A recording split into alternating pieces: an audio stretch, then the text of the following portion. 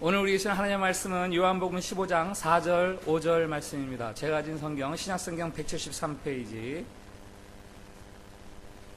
요한복음 15장 4절과 5절 말씀입니다.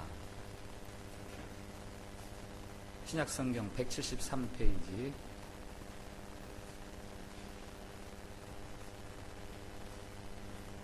요한복음 15장 4절, 5절 말씀 봉독할 때에 살아계신 우리 하나님의 음성으로 들으시기 바랍니다. 내 안에 거하라. 나도 너희 안에 거하리라. 가지가 포도나무에 붙어 있지 아니하면 스스로 열매를 맺을 수 없음같이 너희도 내 안에 있지 아니하면 그러하리라. 나는 포도나무요 너희는 가지라. 그가 내 안에 내가 그 안에 거하면 사람이 열매를 많이 맺나니 나를 떠나서는 너희가 아무것도 할 수 없음이라. 아멘. 샬롬. 샬롬. 예, 우리 밝은 얼굴로 옆에 분들하고 축복의 인사를 나누십시오. 이 세상에서 최고의 메시지, 하나님께서 우리를 사랑하십니다. 인사 나누겠어요.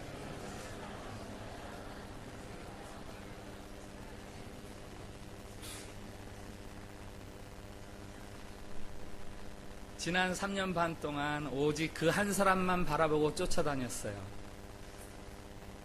그분은 참으로 놀라운 분이었어요. 그의 말씀 속에는 듣는 사람을 압도하는 힘이 있었고, 때로는 그가 행하는 놀라운 능력이 나타나서 병든 자들이 고침을 받기도 하고, 혹은 작은 음식을 가지고 많은 사람들이 먹기도 하고, 혹은 바람을 잠재우고 물 위를 걷는 그런 일들도 있었습니다.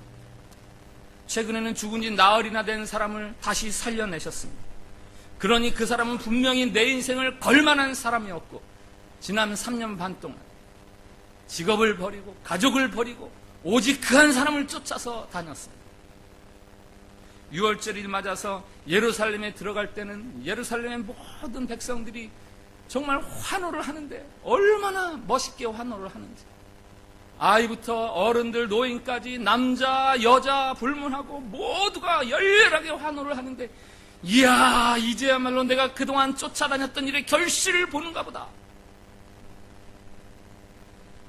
그동안 그분을 따라다녔던 보람이 오기도 하고, 보람이 느껴지기도 하고, 우리 일행 중에 어떤 사람 울컥하면서 아마 눈물을 흘렸을지도 모를 것 같아요. 그런데 이분이 뜻밖의 말씀을 하시는 거예요. 내가 너희들 남겨두고 떠나겠다. 죽으시겠다는 겁니다. 이게 말이나 됩니까? 결정적인 순간이 왔는데 죽으시다니요. 아직 손에 쥔 것 아무것도 없고 이제 좀 쥘만한가 보다 그러는데 죽으시다니요. 갑자기 황당해지고 난감해지고 당황스럽고, 그분 표정이 심각한 것으로 봐서 농담하는 것 같진 않아요. 오늘 본문의 배경을 이루는 제자들의 심정입니다. 우리 중에도 제자들과 비슷한 처지에 있는 사람들이 있습니다. 평생 하나님을 믿고 교회를 다녔습니다. 교회 다니면 복 받는다. 그래서 교회 다녔는데 복은커녕 하는 일이 더 안 되고, 인간관계는 더 꼬이고, 교회 안에 사람들까지 만나게 되면서 더 복잡해지고, 사람 만나는 게 부담스러워. 사랑했던 사람이, 꿈꿨던 비전이, 의지했던 교회가 나를 실망시키고 오히려 짐이 되고 배신감을 느끼게 합니다. 그럴 때 예수님은 뭐라고 말씀하실까요? 그럴 때 예수님은 뭐라고 말씀하실까요? 요한복음 14장부터 16장까지가 바로 그러한 우리들, 그러한 제자들에게 주시는 예수님의 긴 설교문이에요. 14장부터 16장까지. 크게 두 부분으로 나뉩니다. 14장은 제자들을 위로하고 격려해 주시는 말씀, 15장, 16장은 제자들이 어떻게 살아가야 되는지 사명을 위해서 주시는 말씀. 그래서 예수님의 14장부터 16장까지의 긴 설교를 제목을 붙인다면 위로와 사명입니다. 한번 저를 따라해 주세요. 위로와 사명. 위로와 사명. 먼저 위로. 설교 첫 말씀, 첫 번째 센텐스 14장 1절 한번 다 같이 읽겠습니다. 시작. 너희는 마음에 근심하지 말라. 하나님을 믿으니 또 나를 믿으라. 아멘. 제자들에게 말씀하십니다. 너희는 마음에 근심하지 말아라. 하나님을 믿으니 또 나를 믿어라. 한번 따라해 주세요. 믿음으로 근심을 이깁시다. 믿음으로 근심을 이깁시다. 우리가 어떻게 근심 없는 삶을 살아갈 수 있을까요? 어떻게 하면 근심 없이 살 수 있을까요? 모든 것이 형통하고 부유하고 충분하면 근심이 없을까요?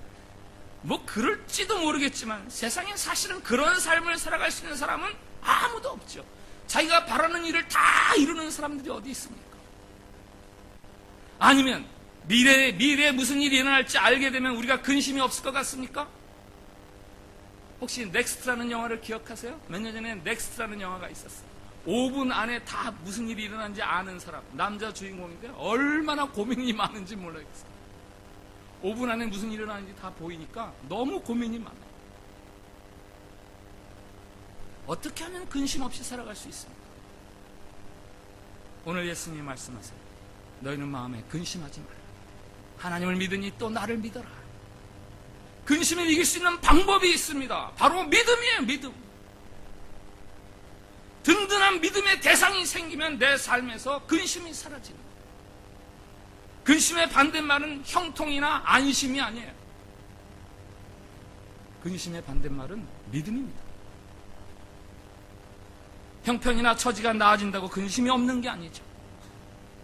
오직 믿음이 근심을 이기게 합니다. 창세기 1장 1절 성경 첫 장을 딱 넘기면 나오는 첫 번째 센텐스를 아시죠? 다 같이 한번 해볼까요? 창세기 1장 1절 시작. 태초에 하나님이 천지를 창조하시니라. 이 정도는 외워야죠. 한 번만 다시 합시다. 시작. 태초에 하나님이 천지를 창조하시니라. 아멘.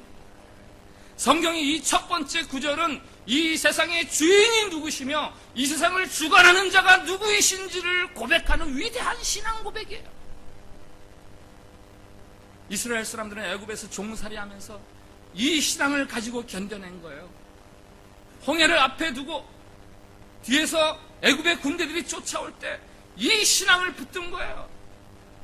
거친 광야길을 헤매면서 하나님이 이 천지를 창조하시지 아니하셨느냐? 그러면서 견뎌가는 겁니다. 나라가 멸망해서 바벨론에 유배되어 있을 때 우리가 어떻게 이 절망적인 상황에서 약속의 땅으로 돌아갈 수 있느냐? 대초에 하나님이 천지를 창조하셨지 하는 이 신앙 고백을 가지고 그 어려운 고비들을 견뎌가고 이겨가는 겁니다. 굴곡 많은 세상, 굴곡 많은 질폭한 세상을 근심 없이 살아갈 수 있는 비결이 이 신앙 고백에 있는 거예요. 오늘 아침에 교회 오니까 정체불명의 난이 한 그루 와 있더라고요. 지금은 이제 정체가 밝히셨습니다만은 그 난에 이게 뭐지? 그러고 보니까 하나는 회사 이름이고 하나는 영어로 이렇게 써 있어요. As long as you live, God love you. God protect you. 당신이 살아있는 한 하나님이 당신을 사랑하십니다. 하나님이 당신을 보호해 주십니다. 제가 그거 보고 은혜를 받았어요. 설교 원고 새벽에 다 끝났는데 수정했어요.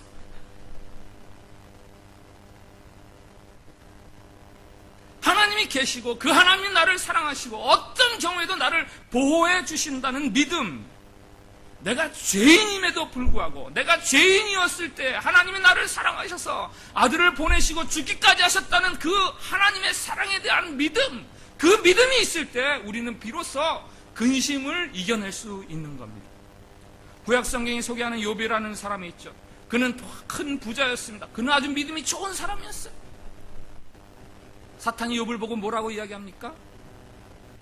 욥이 저렇게 믿음이 좋은 게 왜 그런지 아세요? 그가 건강하고 몸이 건강하고 그가 재산이 많고 그가 가정이 화목하니까 그렇게 하나님을 잘 믿죠. 그에게서 건강을 뺏어보세요. 그래서 재산을 뺏어보세요. 가정을 깨뜨려보세요. 하나님 믿나? 이 사탄이 하는 말이에요. 하나님 뭐라고 이야기하십니까? 그거 다 없어도 믿을 건데. 그래서 하나님하고 사탄하고 내기를 하죠. 결국 욥에게 근심거리가 몰려오기 시작합니다. 사고로 갑자기 아이들이 죽고 재산이 다 도둑질 약탈당하고 건강을 빼앗기고 아내는 도망치고 아주 혹독한 근심거리들이 욥에게 몰려옵니다. 이 욥기는 아주 문학적인 서술이 상당히 많고 어렵고 난해한 말들이 계속 반복되고 읽기 쉬운 책이 아니죠. 몇 번 시도하다가 다 에이 모르겠다 이런 분들 많이 계시죠. 욥기의 주제가 무엇입니까? 많은 분들이 고난이다 이렇게 얘기하는데 아니에요. 욥기는 믿음의 책이에요.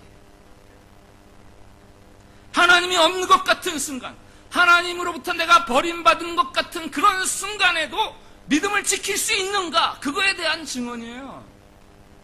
사탄은 그건 믿을 수 없는 거다라고 하는 거고 하나님은 그럼에도 불구하고 믿는 것이다. 그러면서 그 승부를 누구에게 맡깁니까? 욥에게 맡기십니다. 욥이 가운데 서서 하나는 사탄의 손을 잡고 하나는 하나님의 손을 잡고 누가 맞습니까를 욥이 결정하는 거예요. 욥이 누구 손을 들어줬습니까? 하나님 손을 들어주는 거죠. 아무것도 없어도 하나님 믿을 수 있습니다.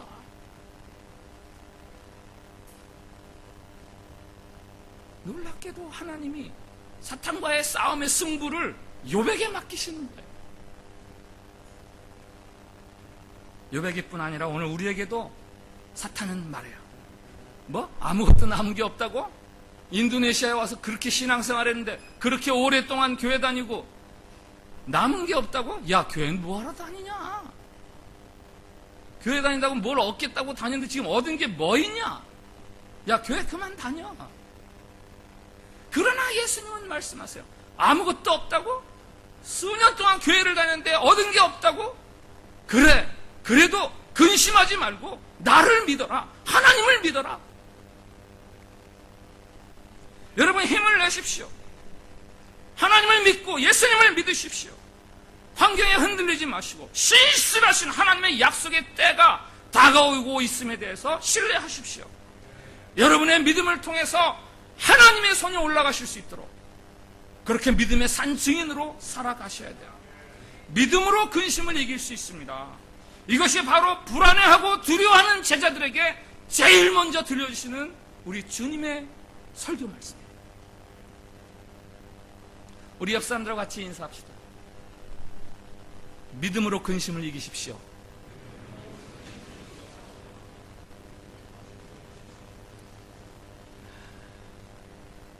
인사하는 표정들 보니까 믿음으로 근심을 이길 수 있나 그러시면서 인사하는 것 같아요. 여러분들이 받아들이건 말건 진리는 진리입니다. 근심하는 제자들에게 주시는 주님의 두 번째 말씀이 있어요. 그것은 사명이에요. 위로와 사명이라고 그랬죠? 위로와 사명. 사명 다른 말로 하면 오늘 보면 열매 맺는 삶. 열매 맺는 삶. 성도가 세상이 주는 어려움 때문에 근심만 하고 살아갈 수는 없어요.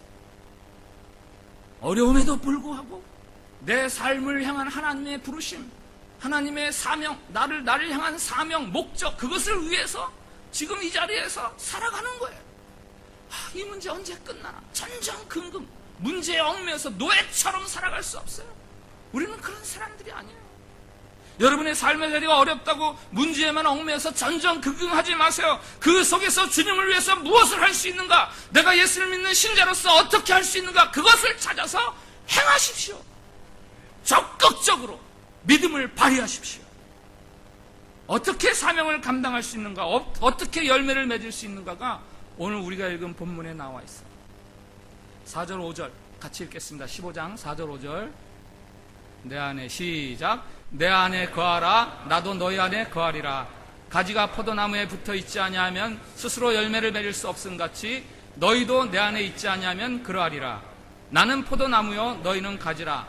그가 내 안에 내가 그 안에 거하면 사람이 열매를 많이 맺나니 나를 떠나서는 너희가 아무것도 할 수 없음이라. 아멘. 예수님은 포도나무고 우리는 가지여서 주님이 우리 안에 거하시고 우리가 주님 안에 거하는 이걸 완전한 연합이다. 완전한 연합이다. 이렇게 이야기해요. 그리스도의 완전한 연합. 두 가지죠. 하나는 주님이 내 안에 거하시는 것. 또 하나는 내가 주님 안에 거하는 것. 이게 완전한 연합이죠. 주님이 우리 안에 거하시게 하십시오. 열매를 맺으려면 주님이 여러분 안에 거하셔야 합니다. 주님이 여러분의 삶 속에서 주인 노릇하셔야 돼요. 그리고 여러분은 그것에 대해서 주님의 주인 되심에 대해서 기뻐하고 감사하고 즐거워하고. 꼭 집에 손님이 오시면 여러분 그렇게 인사하죠. 아유, 집처럼 편히 계세요. 집처럼. 근데 그 말을 듣고 손님이 진짜로 자기 집처럼 냉장고 문 열어가지고 막 먹을 거 빼먹고 장롱문을 막 열고 옷을 막 입어보고. 그러면 여러분 마음이 어때요? 불편하죠? 아유, 집처럼 계세요 그랬는데 정작 그렇게 행동하면 거실에 탁 누워가지고 소파에 발 걸치고 텔레비전 딱 보고 있으면요, 아니, 손님이 왜 저래? 주님에 대해서도 똑같아요. 주님에 대해서 똑같아요. 주님은 제 삶의 주인이십니다. 제 삶을 지으신 분, 나를 지으신 주님, 나의 정. 말로는 화려해야죠. 그런데 주님이 내 안에서 정말 주인 노릇하려고 그러면 잠깐요, 여기는 들어오지 마세요. 불편해져요. 제가 손님이 오면은 뭐 사오잖아요. 타이 아니면 뭐 휴지 아니면 뭐 과일. 그거 반가워요. 근데 주인처럼 우는 건 싫어요. 잠깐 차 한잔 하시고 가시면 좋겠어요. 우리 주님이 내 인생에서 똑같이 취급받아요. 주님 주시는 구원, 죄 용서, 너무너무 감사해요. 근데 주인 노릇은 하지 마세요. 그냥 그거 주고 잠깐 계시다가 그 손님 역에서만 계시다가. 앤드류 머레이가 남긴 일화가 있습니다. 어느 날 기도를 하는데 하나님이 감동 중에 물으세요.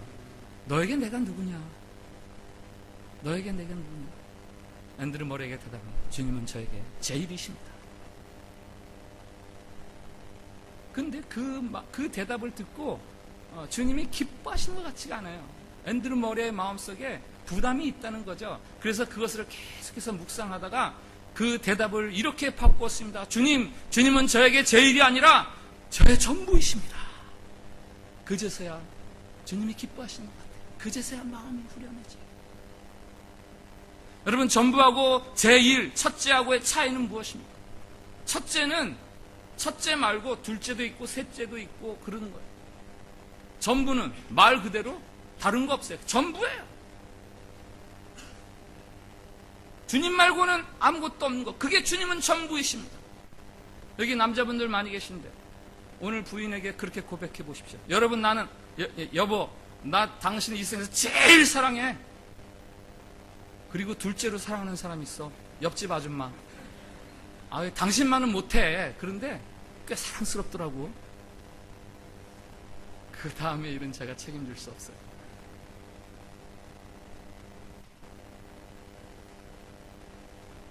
그나마 우리는 주님이 전부이기는커녕 첫째도 안 돼. 우리 삶에서. 어제 여전대에서 주관한 러브 인도네시아 바자회 너무너무 수고 많으셨어요. 참 감사를 드리고, 여러분의 그 같은 헌신과 사랑과 수고가 바자회로 끝나는 게 아니라 더더욱 불일듯 가속도가 붙어서 주님과 이 땅을 위해서 그렇게 계속 되어지기를 진심으로 축원을 드립니다. 제가 어제 그 바자회를 보면서 느낀 게 하나 있어요. 10시에 시작한다 그랬는데 막 9시에도 사람들이 와 있더라고요. 인도네시아는 제법 많이 왔어요. 제가 그 사람들 표정을 보니까요, 제가 지금까지 인도네시아 사람들부터 그런 표정을 본 적이 없어요. 눈이 반짝반짝반짝반짝, 얼굴이 막 상기되고 흥분되고 기대감이 차고 넘쳐요. 그게 다 우리가 쓰다가 내는 허드렛 물건들이어서 그렇지 한국 사람이라고 어디 달라요? 예? 만약에 여기 명품 브랜드, 명품 옷들, 명품 지갑, 핸드백 여기다 놓고 만루피아에 사가십시오. 근데 30분 있다 사가세요. 그러면 여러분들 표정 보나마나 뻔할 뻔짜죠. 그 물건 하나 갖고 싶어서 그렇게 상기된 표정을 보면서 제가 저들의 마음속에 주님을 향한 갈급함이 있어요. 자기 영혼을 향한 저런 갈급함이 있어야 돼요. 하나님, 저들이, 우리 성도들이 주님을 향해서 저렇게 갈급하게 해주세요.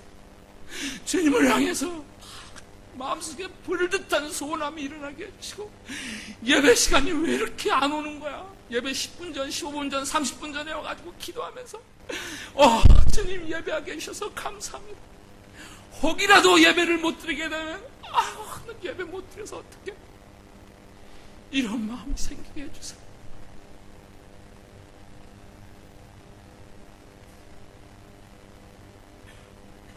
주님과의 완전한 연합, 주님과의 완전한 연합. 주님이 우리 안에 거하셔야 돼요. 우리의 전부로 남아 계셔야 돼요. 주님 이외에 다른 것은 우리의 것이 아니어야 돼요. 다 내려놓을 수 있어야 돼요. 그때 비로소 우리는 예수님을 믿는 제자로서 열매를 맺기 시작합니다. 열매. 사명자로서 살아갈 수 있게 됩니다.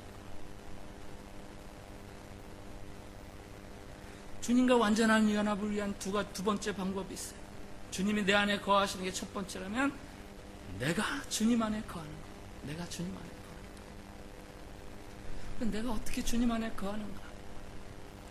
오늘 15장 9절부터 10절 거기에 구체적으로 우리가 어떻게 주님 안에 거할 수 있는지 얘기가 나와요. 9절부터 10절 같이 읽습니다. 시작.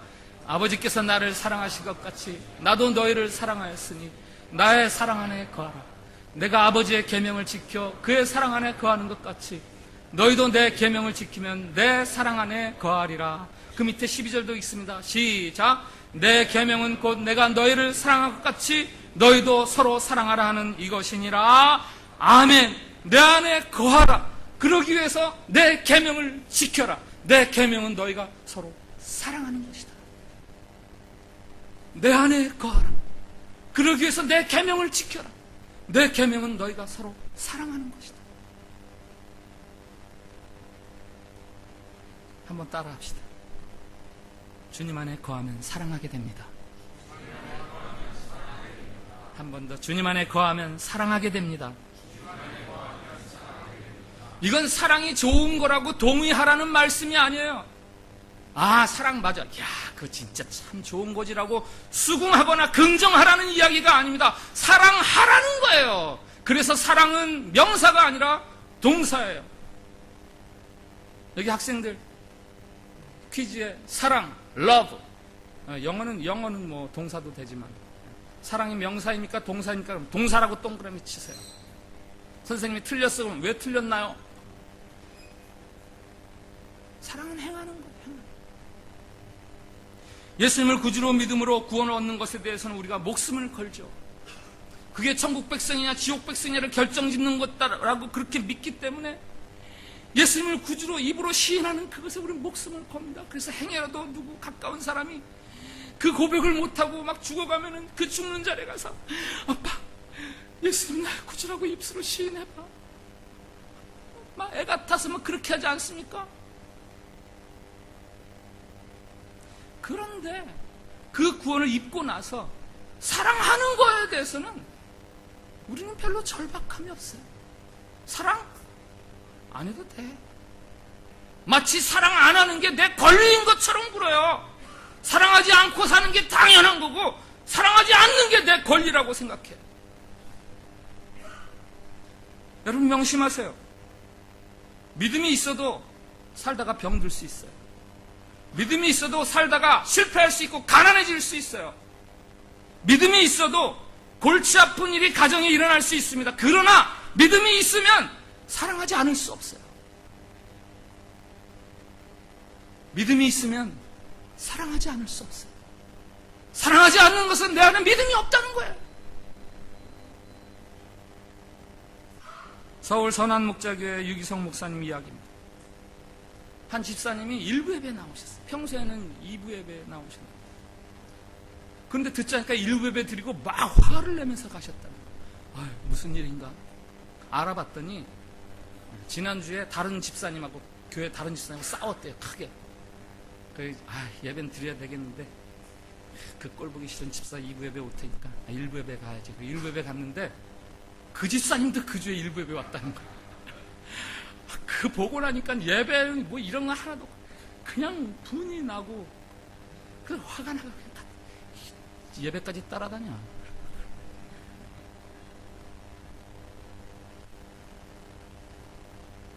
사랑하지 못하는 것을 당연시 그게 내 권리라고 생각해요. 왜 그러죠? 그가 틀렸다고 생각해요. 그가 틀렸다고 생각해요. 우린 다 선악과를 따먹었어요. 그래서 뭐가 옳고 그른지를 다 내가 판정을 내려요. 그래서 사랑하지 못해요. 왜? 틀렸으니까.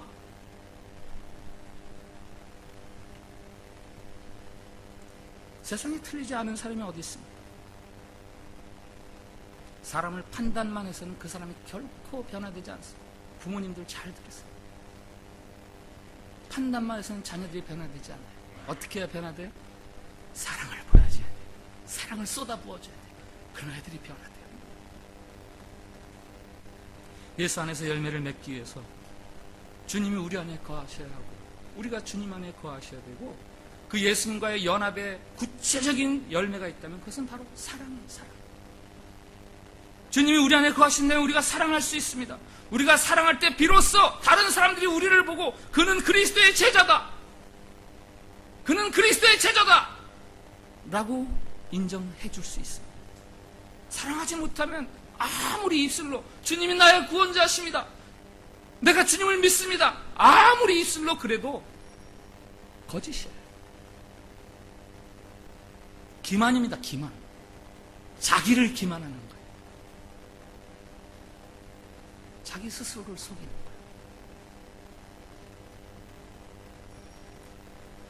사명, 열매를 맺는 삶과 관련돼서 첫 번째가 주님과의 완전한 연합, 주님이 내 안에 거하시고 내가 주님 안에 거하는 그것이라면 두 번째 이야기가 있어요. 그것은 불가피한 고난과 손해입니다. 사명과 관련돼서 불가피하게 피할 수 없는 고난과 손해. 16장 1절 2절 말씀 같이 읽어보겠습니다. 시작. 내가 이것을 너에게 이름은 너희로 실족하지 않게 하려 함이니 사람들이 너희를 출교할 뿐 아니라 때가 이르면 무릇 너희를 죽이는 자가 생각하기를 이것이 하나님을 섬기는 일이라 하리라. 아멘. 제자들에게 말씀하십니다. 너희들이 유대인들로부터 그들 사회에서 쫓겨날 것이다. 그리고 그들이 이야기할 거야. 이거 하나님이 기뻐하시는 일이야. 이게 옳은 일이야. 한번 따라해주세요. 불가피한 고난과 손해.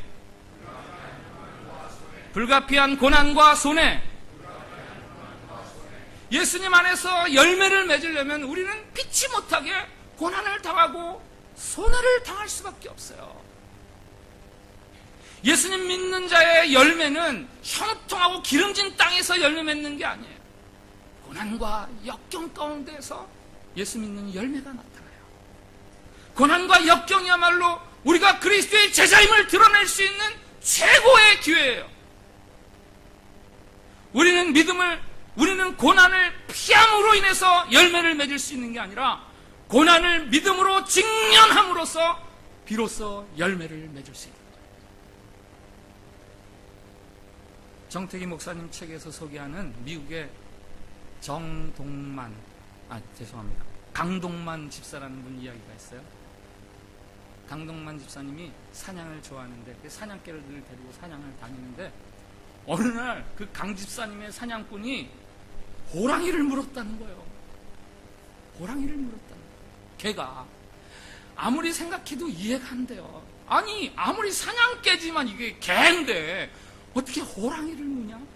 그러다가 그 집사님이 생각해낸 결론이 있어요. 아, 이 사냥개가 믿음이 있구나. 누구에 대한 믿음? 주인에 대한 믿음. 내가 뭐든지 물고 있으면 조금 있다가 주인이 나타나서 빵! 하면 다 쓰러지더라. 그게 뭔지 모르지만 아무튼 나는 물기만 하면 그 다음에 좀 있다 주인이 와서 빵! 그러면 쓰러지더라. 이 믿음이 있으니까 이 사냥개가 곰도 호랑이도 늑대도 안 무서운 거야. 나 물기만 하면 돼 그냥. 그러면 그 다음엔 주인이 와서 빵! 끝! 아, 웃으시는 분들은 텔레비전을 너무 많이 보셨어요. 여러분이 만약 호랑이를 만나면, 여러분이 역경을 만나면 그때야말로 여러분이 믿음 있음이 나타나는 때예요. 16장 20절부터 21절 말씀 같이 읽겠습니다. 시작. 너희는 근심하겠으나 너희 근심이 도리어 기쁨이 되리라. 여자가 해산하게 되면 그때가 이르렀으므로 근심하나 아기를 낳으면 세상에 사람 난 기쁨으로 말미암아 그 고통을 다시 기억하지 않으느니라. 아멘. 제자들이 당할 고난, 사명을 열매 맺는 삶, 사명을 위한 삶을 통해서 위해서 당해야 될 고난을 여인의 해산에 비유합니다. 해산을 앞두면 조마조마해지죠. 초조해지죠. 불안해지죠. 그러나 아이를 얻고 나면 그 생명을 얻은 기쁨에 모든 고난을 다 잊어버리는 것처럼, 그렇게 예수 그리스도 안에서 열매를 맺는 삶이란 바로 그런 것이다. 열매 맺기 위해서 당하는 고난과 역경, 손해란 바로 그런 것이다.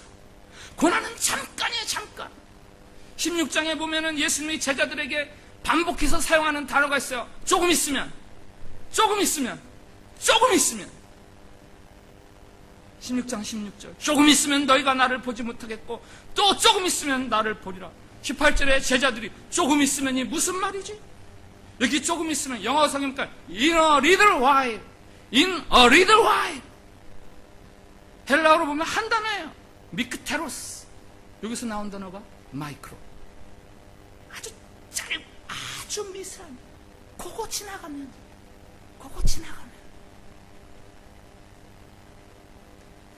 16절에서 19절 사이에 이 단어가 6번이나 사용되어 있어요. 조금만 더 참으면 됩니다. 조금만 더 참으면 됩니다. 수고, 어려움, 그 잠깐, 그거 참으면 열매가 열린다. 14장부터 16장까지 예수님의 긴 설교문에 마지막 센텐스가 있어요. 마지막 센텐스. 저도 설교자잖아요. 설교하면 첫 문장이 항상 신경 써요. 마지막 문장이 항상 신경 씁니다. 예수님은 제자들 앞에서 마지막 문장을 뭐로 말씀하셨다? 16장 33절 다 같이 시작. 이것을 너에게 이르는 것은 너희로 내 안에서 평안을 누리게 하려 함이라. 세상에서는 너희가 환난을 당하나 담대하라. 내가 세상을 이기었노라. 아멘. 이 말씀은 사명을 위한 삶의 결론이기도 하고 14장부터 시작된 긴 설교의 마지막 대결론이기도 합니다. 너희들이 세상에서 고난을 당할지라도 평안할지어다. 너희가 환난을 당할지라도 결국은 너희는 이길 수 있는 사람들이다. 조금 있으면 너희들의 삶에 승리의 깃발이 세워질 것이고 그 깃발이 휘날릴 것이다. 그 소망을 굳게 붙들어라라는 게 예수님의 마지막 센텐스예요. 결과에 대한 기대와 믿음이 없으니까 우리가 자꾸 불평이 나오고 두려움이 나오고 후회함이 나오는 거예요. 소망이 있는 사람은 짜증내지 않아요. 불평하지 않아요. 소망 가운데 기다립니다. 해방전에 함경도에 아주 유명한 여자 거지가 있었답니다. 젊은 여자가 거지 국어를 하면서 다니니까 사람들이 다 눈여겨봤겠죠. 근데 해방이 되면서 그 여자가 완전히 뒤바뀌는데 공산군 장교 제복을 딱 입고 나타나서, 사실 그 여자는 원래 거지가 아니라 소련 공산당에서 훈련을 받은 거예요.